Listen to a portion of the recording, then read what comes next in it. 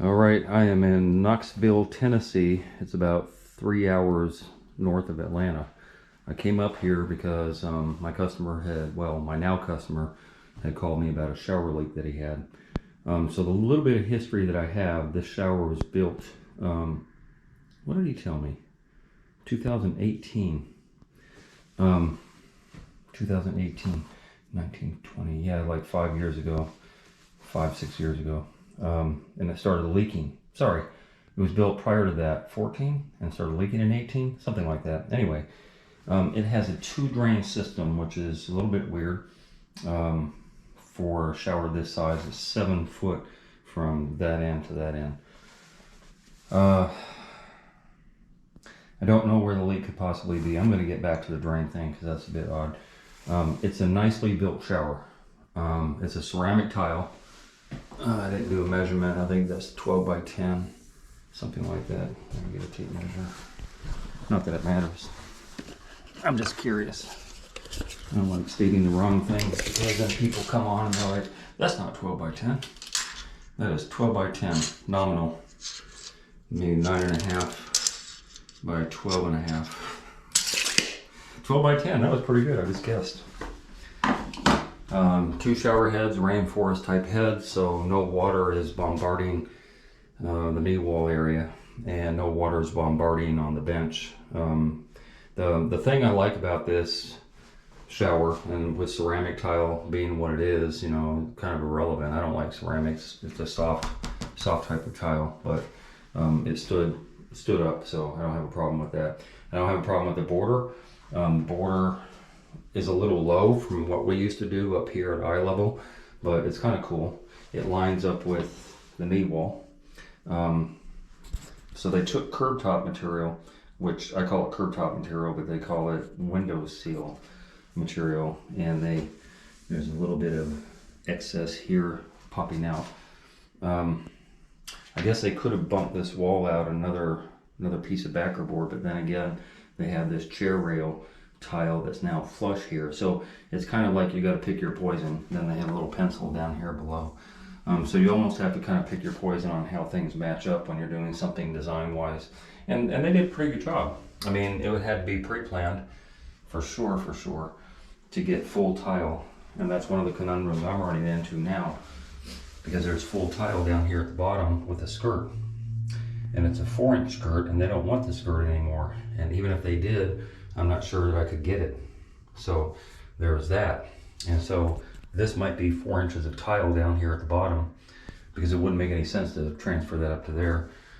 But I'm going to take out 1 row. Oh, sorry, I didn't get to the whole build part yet. I like to go through and kind of, you know, disseminate some of the things that they did right and wrong. There's a very, very, very nice slope here. Probably too much of a pitch, but it is what it is. So they sloped this. They definitely sloped this on both sides. They have a niche. Yes, they sloped that. Didn't even notice a niche until now. A little bit of cockeyed stuff going on here. These pieces sometimes don't line up, and there's a little lippage here. This is larger, and a little lippage here. This is larger. So when you do these chair rail, they call them OG, but when you do these chair rail, try and get them all out of the package and then find out which ones line up the best, because they're not all created equal. So they're a bit of a issue there. And there's one over here too, same issue, lippage here.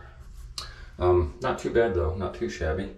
You know, it does what it's supposed to do, holds your shampoo bottles and stuff like that. What else?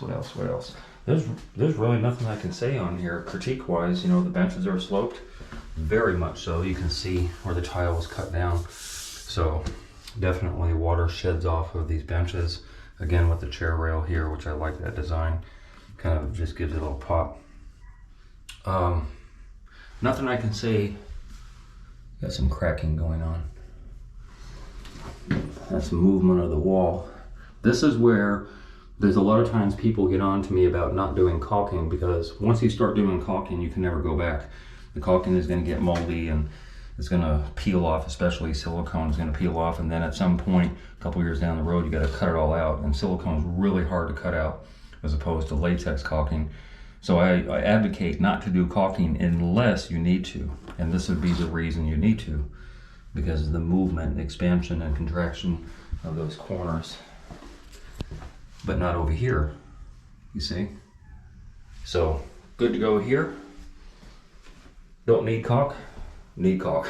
I don't know what happened to this corner, but just caulking by default, just because you can, I think personally is kind of ridiculous. It doesn't make any sense. It causes the homeowner a lot of angst later on when they try and cut out the old caulking and recaulk. I didn't even notice there's tile on the ceiling. So they have the same 2x2 tile on the ceiling that they do on the floor. That was a pain to do all of that. This is 3 by, ooh, if this is 7, this is definitely 10. So 10 feet long of mosaic tile on the ceiling. Interesting. Anyway, getting back to the problem at hand. If you notice, because there's 2 drains, there's a high point here, and water sheds this way and water sheds that way back into the drain, which is kind of cool. I don't see the point. I don't see the purpose of doing that. The only purpose I see in doing that is that those skirt tile now don't have to be shaved down. They're pretty much all the same size. If you had done a center drain, for example, that skirt tile would be a little thinner down on that end and a little thicker in the middle. That's the nature of the beast. So for symmetry's sake, yeah, 2 drains, but otherwise I don't see the point. And I'm really curious how they tied these in. Now, getting to what I was going to say. And the homeowner said, I believe he said that he did this at the very start of this build process. 1.25 inch pipe. Never seen 1.25 inch pipe in a shower, or even how it works. And I can see it bottoms out, so I don't know if that's a P-trap, 1.25 inch P-trap, and a P-trap over here, and then somehow or another they connect into a main 2-inch that goes out, or if the P-trap is somewhere here. I don't know what they did. What I told my customer is I'm going to try and do center drain, if at all possible, once I get all this material out, and go through the subfloor and find out how this was tied in. I'm going to try and do a center drain, because we don't know if we're going to do a skirt or not. And I'm going to take out the first row of tile only all the way around. He had originally wanted to take out all this tile, including, I think the border, or just below the border, take it all out, including the bench. And yeah, that's a lot of work and a lot of wasted material for no reason. Pretty convinced that the bench isn't leaking. I'm pretty convinced that the curb isn't leaking, because again, contiguous curb top with the sides set right on the top of there. Yeah, I don't see the point in taking out all that material for no return. My take is it's either, see that perimeter? That's indicative, all that black mold and stuff like going in, that's indicative of the wallboard sitting inside of the pan. And then it just begets this black mold all the time, no matter what you do to bleach it out. So that's my take on that. So it could be somewhere here at the perimeter. When I take out this first row, I'll know better. Or it could be how they set up the drain, because I don't know what I don't know until I get into it. But definitively, it will not leak anymore. Everything fails, I say it time and time and again, from ankle below. Everything in a shower always fails ankle below, with few exceptions on a bench and few exceptions on a knee wall. But this knee wall isn't leaking, and I don't believe that neither is the bench. So it's got to be somewhere here. Anyway, this is day 1. I anticipate 6 days if I'm lucky. But yeah, I'm gonna get started on all this tear out. Something else I forgot to mention, these screws will not come out. We almost stripped them out, just trying to get them loose. And I don't know why they're so tight. See that one? Almost stripped out. I think the homeowner managed to get those bottom 2 screws out, and that was it. And I think one of those. And then we tried to get the others out, and they will not come out.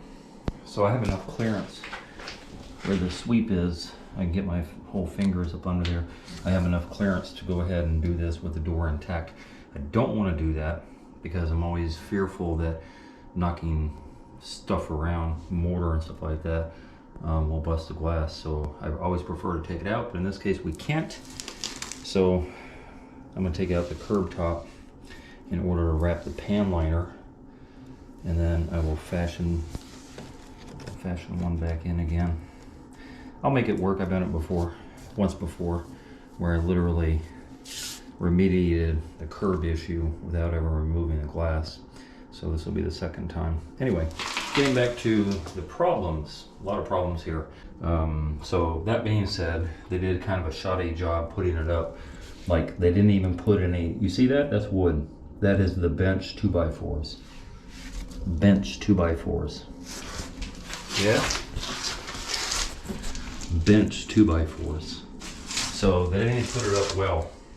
They didn't fill it in, and there's no waterproofing. And the mold and mildew that wicked up, you can tell where the staining is. All this staining is black mold, where it just kind of wicked up, got wet between the grout lines, and then here at the bottom, you know, where it got into the pan material. So I fully anticipate is embedded into the pan, without a doubt. In fact, there's a little peak right there. So it's embedded into the pan, which is why a lot of this stuff has this black mold at the bottom. Was that the cause of the problem? Maybe not. I don't know how the pan liner was put in and all that stuff, but this is a definite maybe. Definite maybe. The grout's missing there because of me knocking stuff around. So water, yeah, potentially could get back there. If they put their pan liner, which now certainly I know they didn't, see that? The pan liner should go up the bench. You know, that same 6-8 inches above that you have your pan liner should go up on the bench. I'm not seeing pan liner. So the pan liner is probably in the back somewhere, which really does no good. I don't know what's under the bench. I'm gonna take all this wallboard out, and I'm gonna find out a lot of stuff I don't know. But I do know it wasn't done right. Yeah, that's all I gotta say. If you attempt this, taking out tile without damaging the joining tile, I'm not gonna say there's an art. I think an art, using that term, is a bit much, but there's a skill to taking out this bottom row without damaging the tile above it. So just be very careful, take your time. That's all I can tell you about that. I'm gonna get the big gun now. I say the big gun. This is a Bauer. I bought this, oh my God, I want to say about 7 or 8 years ago. I think I spent about $275 on this from Harbor Freight. It is one of the best investments I ever made for the money. I have used this dozens of times, and I've loaned it out at least half a dozen times. So yeah, it has been a workhorse for me. And if you figure you got to rent one for $75 a day, that's 3 rentals for the price of buying one of these. And if it ever dies on me, I'll just throw it away and buy another one. But yeah, I'm gonna get started on that, getting this floor material out.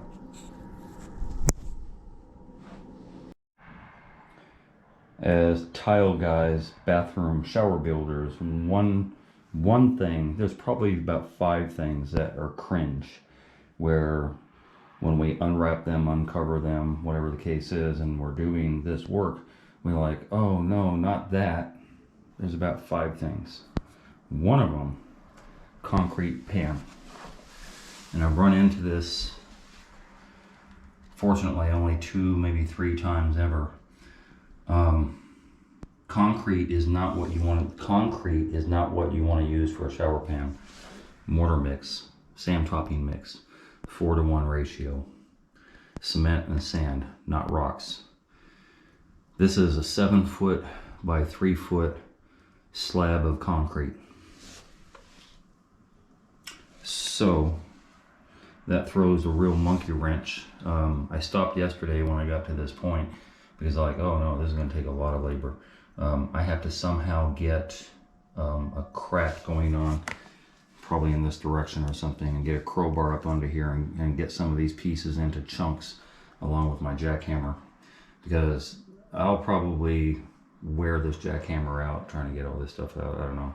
It's just one of those cringe factors where you're like, oh, please, not that. And that's what I have to deal with, unfortunately. So yeah, back to work. So I got all the concrete out of here. Whew, man, oh man. 1, 2, 3, 4, 5, 6. There were probably 8 bags of concrete in here. Look how thick that was. You know, like 3 inches around the perimeter. Also, another thing too I wanted to mention on here. They built the shower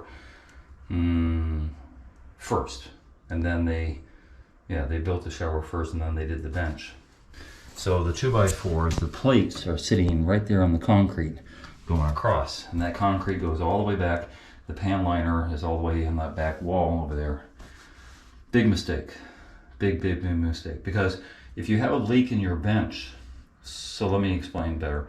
If you build your bench first, outside of the shower, and then you build your shower, right? Then you can repair the bench without disrupting the shower pan. Or vice versa. You could repair the shower pan without disrupting the bench. But when you inclusivity, I just made up a word. When you combine your shower with your bench, you're stuck. Because if you had a leak in your bench, all of this stuff has to come out just because you messed up your bench. And that's the problem that I ran into now. So I have to backtrack on the method that I'm going to use. I was going to use shower pan liner, which I'm not. I'm going to use Curdy, because the only way to tackle this without getting into a lot of more expense and time. So when I take off all this wallboard and expose these 2x4s and all that stuff, then I'll know what my straight line is, and then I'll knock off some of this excess concrete, and then I'll patch that in with quick setting mortar and put a board up against there, and within 20 or 30 minutes that'll be nice and dry. I'll do the same thing on this back bench over here because the same issue is going on. I'll just fill that in, so I'll get it nice and smooth. So when I put my new backer board in, then that will allow me to use Curdy, because I'll run thin set along that perimeter and along here, because I'm going to have 2x4s, so I'm going to be able to get my 2x6s in here and butter the 2x6s, and then I'll have something that I can screed out some thin set, and I can glue my Curdy to that. Because of this, it has changed my direction and my mode of operation in order to make this happen. So, getting on to bigger and better things. I went to take off this drain, and I was able to get all the 4 bolts out of here relatively easy, and then I just pried off the drain, and it should be this bottom flange that comes up. But guess what happened? Yep, this 1.5 pipe was kind of half-ass glued. So I'm almost convinced I found my leak, because this was never solid. If I can pull it out with my hand the way I did with a little crowbar, little bar, then I'm pretty convinced that that's the leak. There's so much hodgepodge stuff going on here that any one of these things could have caused a leak. Look at all this silicone. All this silicone on the liner. And then they cut the liner, they cut the circle on the liner, which to me is a big no-no. Oh, my bad. What the heck? I don't know what they did here. Is the liner is glued. Oh, Jesus Christ. The liner, you see, it's kind of a hodgepodge cut, and they use silicone to glue the liner to the top of this bottom flange. That is so crazy.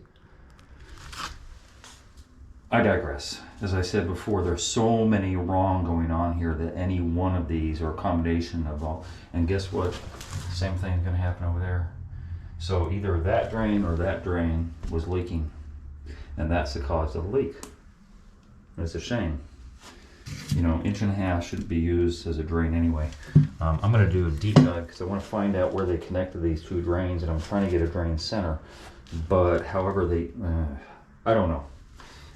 Right now, this is all one big giant mystery that I'm going to get into.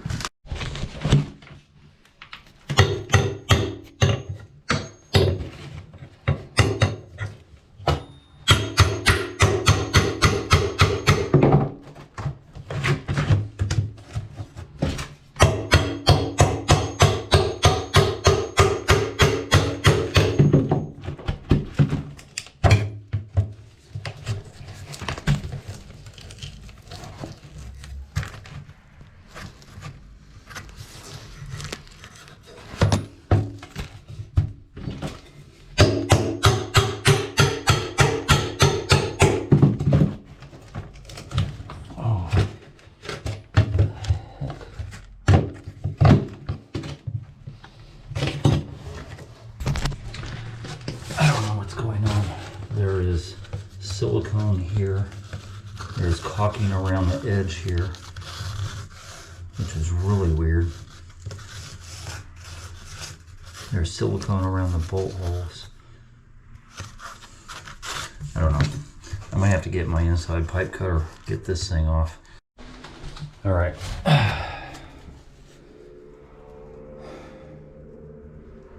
1, 2, 3 layers of pipe. You know, they used, I don't know what they used. They used some type of an adapter. This is 1.5-inch pipe. And how they managed to get it on here with a bushing, or why they would do that, I guess is more to the question. I have no idea. Absolutely clueless. What I do know is that this was the same way. When I find, this was the reason I couldn't pry this off. They glued, they silicone the heck out of this around the bolts and everywhere. Like there's thick silicone around the bolt holes and all around here. And they did the same thing here. They cut the pan liner really shoddy and then literally glued the pan liner onto this bottom flange, which absolutely is insane. Makes no sense. None whatsoever. That leak could have come from anywhere. This pulled out. Once I got this loose, you know, and beat the heck out of this for a while, then I just took my pry bar and just boop, and it came right off. So the glue wasn't done, which is funny because they like glue all around here, but they didn't do the glue right down here. It's interesting. It's sad. None of this had to happen. None of this had to happen. If only they just got a few courses in YouTube University. I don't even know if the guy who tiled this built this shower. Sometimes they're separated. Sometimes, you know, it's a friend of the homeowner or next door neighbor that helped out the home. I have no clue. But it would be hard to believe that he did a relatively good job on the tile. Relatively good job on all of this tile, and then screwed up the most important part. Unless of course, he's never built a shower before. Because there are guys out there trudging along, doing floors, doing backsplashes in kitchens, and then somebody approaches them about doing a shower and they're like, sure, I can build a shower. So there is that.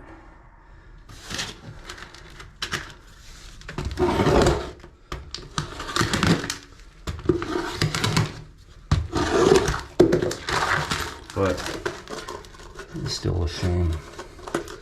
It's just, you know, so unnecessary to have all this stuff taken out. And, you know, when you do prep, which is all of this I'm taking out, this is all the prep. And when you do prep, that's the most important part. That's going to set the stage for a failure of a shower. I don't care how good it looks, how much you spend on a tile, what kind of tile it is, whether or not you waterproof the walls, which they didn't do, and they didn't waterproof the surface of the pan. But all that stuff doesn't matter if at the very, very beginning you screw all this up. None of the aesthetics matter at all. At all. And it was a good looking shower. They, like I said, they did a fairly good job, you know. Like on a scale of 1 to 10, I'd give them an 8 or a 9. As far as the tile and the design and all that stuff goes. You know, a few little hiccups here and there, but we all make them. We all make little tiny mistakes. We tile guys are our own worst critic, believe me. Believe me, when we're done with the job, we're like, ooh, I could have done that better. I could have done that better. You know, we're always hoping that nobody else notices, but, you know, we all make mistakes. But none of this should ever be a mistake. This should be on point. And if you're going to do all the tile yourself, great, but have somebody else that's knowledgeable do the prep.